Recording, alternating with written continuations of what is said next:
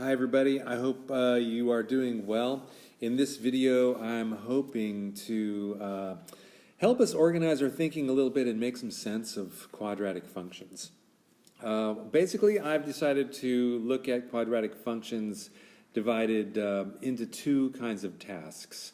One of them is graphing and the other one is solving. There's a lot of interplay between those two things, of course, but we can sort of start to break down and help organize our thinking in looking at them from these two perspectives.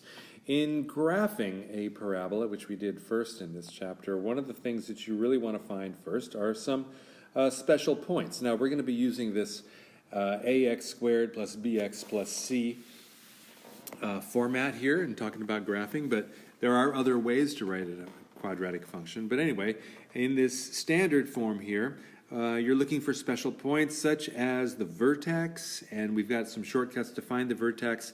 You're looking at the y-intercept, well, and that's just the c value or the constant in the equation. And of course, we also are very concerned sometimes with the x-intercepts of the graph. And those are very important points. When you get those, you can do a pretty good job of graphing it. But you're also, beside those points, concerned with something called the orientation of the parabola. That means, refers to whether or not it's facing upwards or facing downwards, sometimes called the concavity. It's concave up or concave down, depending on the a value. And the a value also, sometimes we will be calling that a value the stretch factor of the parabola because it changes the steepness or the shape of the parabola. So all of that happens with a. The orientation and the stretch factor of the parabola.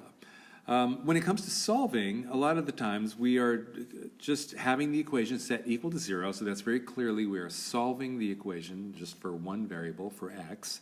And normally you have that set to 0, but you could have it not set to 0 if you're using completing the square or using what we call the perfect square form of a quadratic function. And hopefully you have that in your class notes somewhere. You can refer back to that.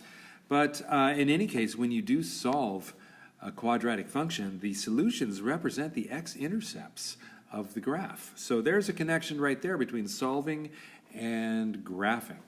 When you solve the equation set to 0, you are finding the x-intercepts. That's true for all functions, but so it's true for parabolas as well.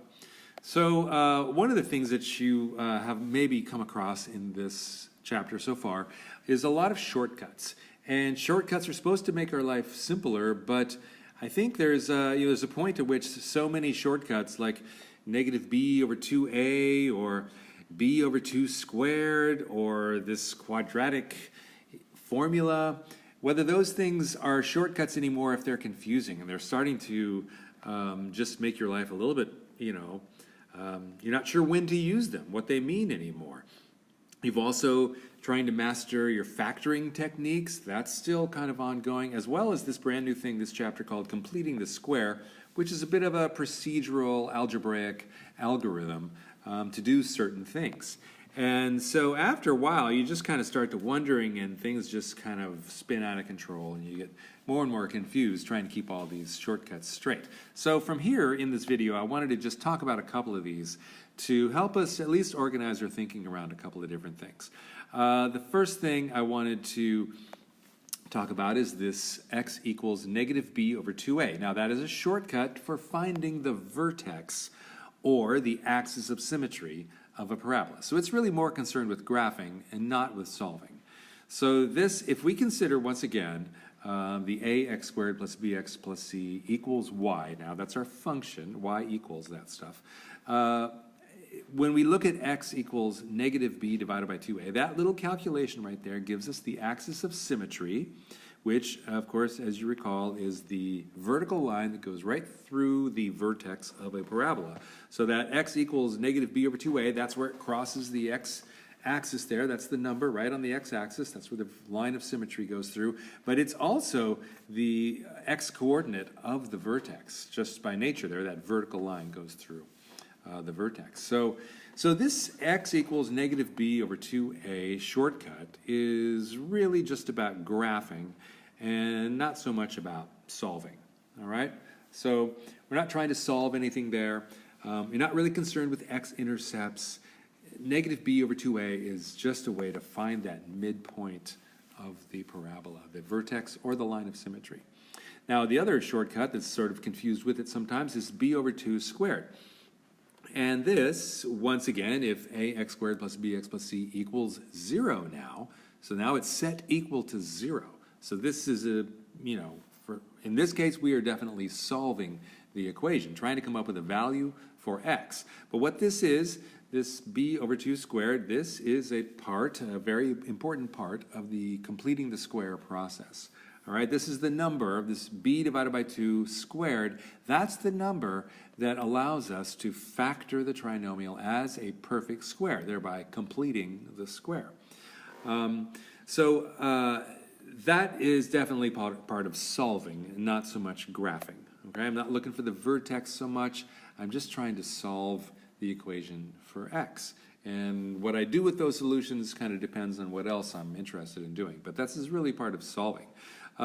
So let's just take a look at one. Here's an equation, x squared minus 6x plus 3 equals 0. As you recall, first thing you move the constant over, and then we look at that b and say, okay, well that's negative 6 divided by 2 squared gives us 9. So we're going to add 9 to both sides of the equation, and then we continue our process isolating x, and we get our solutions.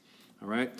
That b over 2 squared was essential for us to do that. But b over 2 by itself is something helpful as well. So that is the number that we use to when we factorize that trinomial. Okay? So it's always b over 2 inside the parentheses there. So this is definitely solving, but it is going to lead, this completing the square process will lead to something to help us in graphing as well, because this completing the square process, this CTS as I'm calling it, completing the square process is also used to rewrite the standard form for a quadratic function, that ax squared plus bx plus c, as a different form here, this a times x minus h squared plus k. That is a different way to write the equation.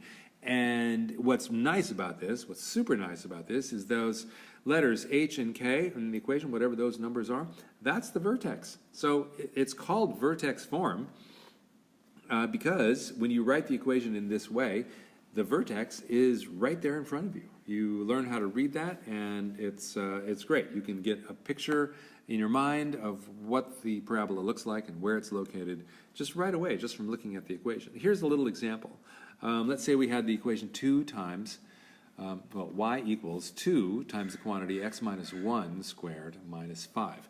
With a little bit of practice, you can read that as telling you that the vertex of this parabola is the coordinates 1, negative 5, and this stretch factor, the number multiplying there, is 2. Now we're going to use both of those things. The first one, the vertex, we can locate that pretty quickly.